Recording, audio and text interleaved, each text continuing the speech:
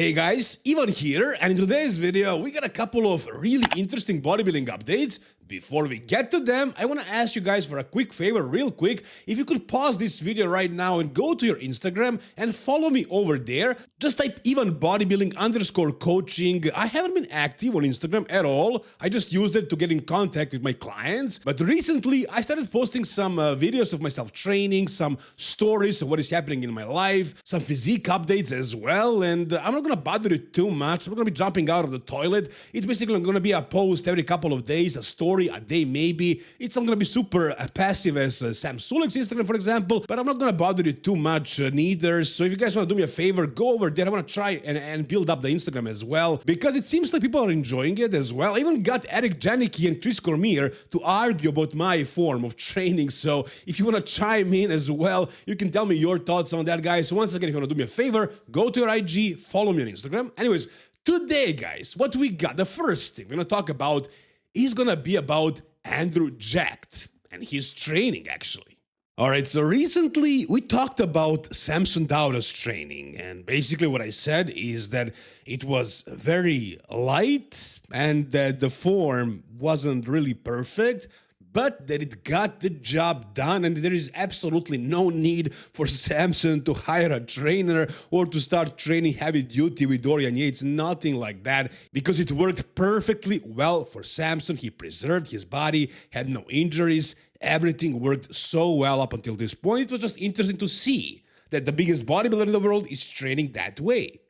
Now, we also got another, probably second biggest bodybuilder in the world right now, taller than Samson Dauda and probably with freakier shape of the muscle, more peaky biceps, peaky delts, everything really is peaking on freaking Andrew Jacked. So it's interesting to see how he is training. And again, it's not super intense, not even close.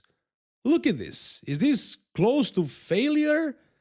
I don't know, man. Like, it doesn't look like it's very intense. Now, you might say, well, he can do whatever he wants, especially for shoulders. If he's putting a whole bunch of SEO in them, it doesn't matter, right? No, he still needs to train them. It's just his style of training, and it works for him. Now, I heard some stories about Andrew's training in that gym in Dubai, and they're saying that he's very lazy, that his workouts are short and not super intense. He doesn't lift heavy or anything like that, but look at this guy. Look at this physique right here. If you saw this in your gym, you would be like, what the hell? I mean, this is the most impressive physique in the world right now. That and physique of Samson Dauda. So again, I'm not gonna sit here and criticize Andrew's training. It's just interesting. It's just fun to see that these guys can get this freaking big with this style of training. I know for myself. Look at his back, man. Look at this madness right here. How crazy is this? Look at this. And look at the way he's training. Look at what he's doing.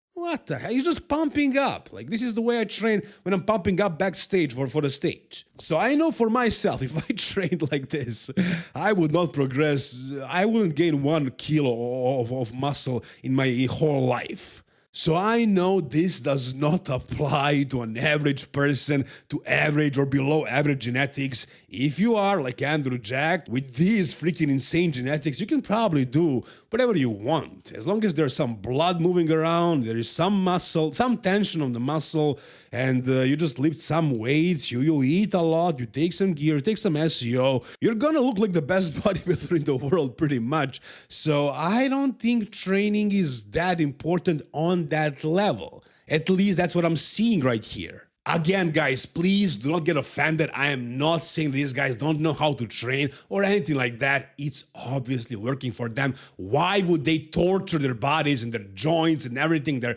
CNS, if they don't have to? If this style of training is bringing results. So I think it's awesome that they figured out they don't have to train hard and they can still get huge. Dorian Yates is a perfect example of doing things wrong.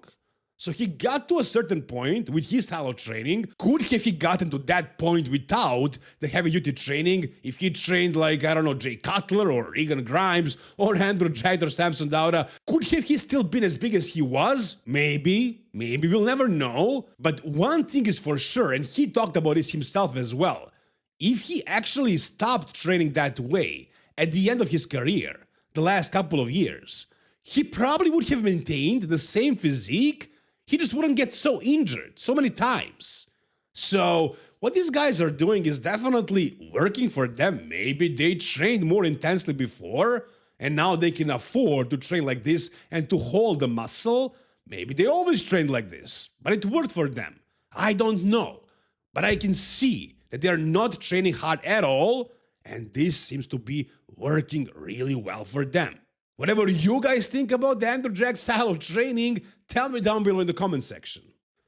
Alright, the next breaking news, crazy breaking news that we got for today is that Samson Dauda signed with a new sponsor, and that's My Protein. Isn't this amazing, guys? Aren't you thrilled right now? Aren't you super happy? What?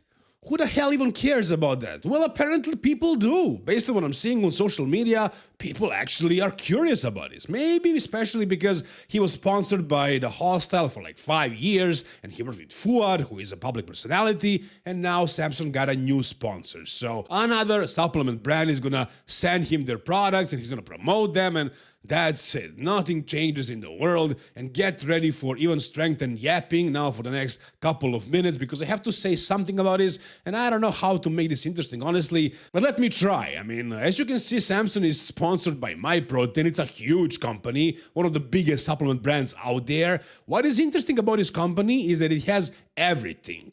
For that reason, people are questioning its quality, because how high can your quality be if you're producing literally everything? So some products are probably good, some are bad. I haven't tried any of it. I would love to try some, but I haven't yet. Now, they have been big in Croatia over here, so I know some people from around that have tried some of the stuff, and again, opinions are kind of mixed. There are some products that are good, some that are bad, but overall, it's a good brand. It's not a bad brand, but like, you're gonna get definitely more out of a smaller brand that is really focused on their customers. This is a huge brand. It's gonna be a great deal for Samson, but as far as like his fans, if they switch to My Protein, again, I can't say it's a bad product. I haven't tried their whey isolate, for example. If I did, I would tell you my honest opinion on it, but I don't know, honestly. So it's a huge brand. Samson is probably going to be making a lot of money with them, so that's a great thing for Samson. But as for us, the fans of the sport, this doesn't affect or change anything. And yes, I managed to talk about this for like 3 minutes. So guys, if you enjoyed this part, give this video a thumbs up. Let's move on with the next topic for today.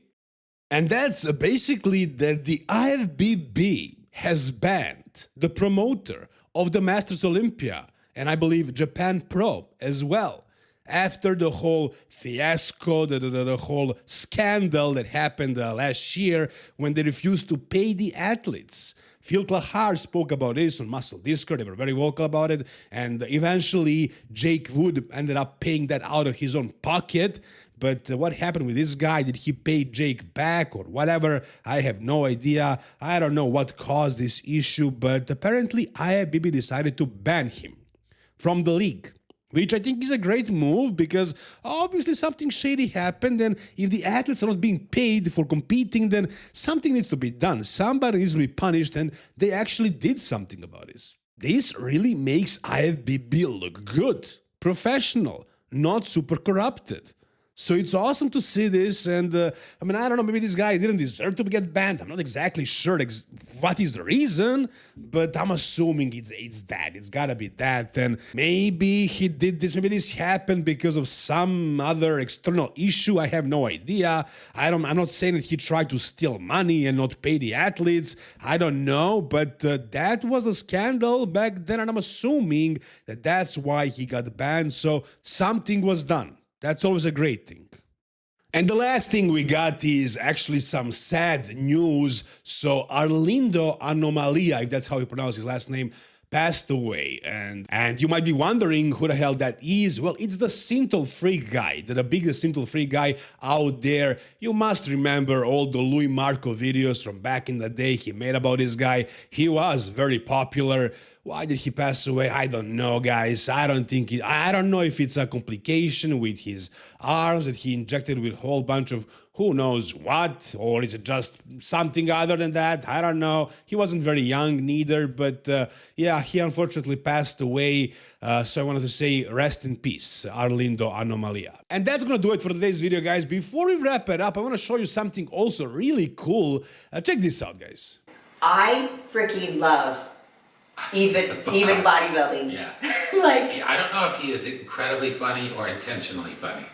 Is it intentional or accidental? I don't know. It might be like a language thing. I'm not sure. Yeah. It's so dry though. This is all complimentary. Yeah. It is dead on dry, and I'm like laughing out loud. Like, yes. even if sometimes I don't agree, it's fucking hilarious. Right. Love his sense of humor, and I'm not even sure he's meaning to be funny. Yeah. Yeah. Just a gem. Like Yeah. it just so funny. Yeah.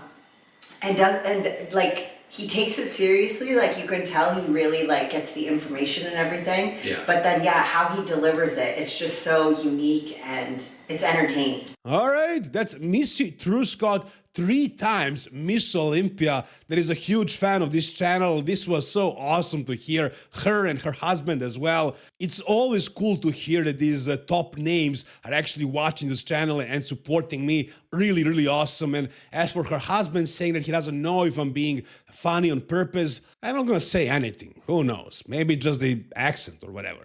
Anyways, guys, if you enjoyed this video, give it a thumbs up, subscribe to this channel if you're enjoying the content. See you soon, guys. All the best. Follow me on Instagram, by the way, and bye-bye.